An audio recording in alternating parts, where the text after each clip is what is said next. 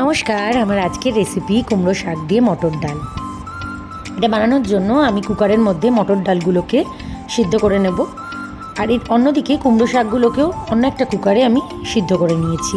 আমি একসাথে ডাল আর শাক সিদ্ধ করি না, কারণ অনেক সময় হয়েছে আমার সাথে যে ডাল বা ঠিকঠাক সিদ্ধ হয় না, তাই আমি আলাদা করেই সিদ্ধ করি। এবার ডাল আর শাক দুটোই সুন্দর সিদ্ধ হয়ে গেছে আমার।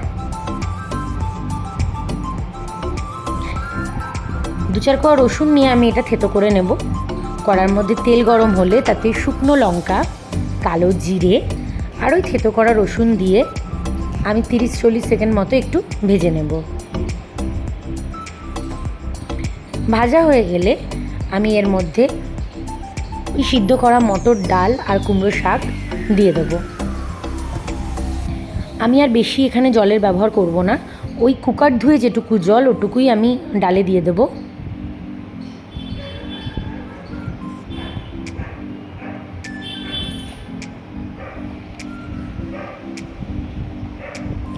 ব্যাস, এর মধ্যে একটু হলুদ আর একটু চিনি, কারণ নুন আমি আগেই দিয়েছি তাই নুনের ব্যবহার আমি করব না।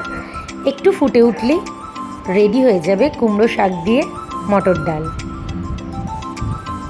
খুব সুস্বাদু একটা রেসিপি, খুব সিম্পল। আপনারাও বাড়িতে বানিয়ে নিতে পারেন এইভাবে। Thank you.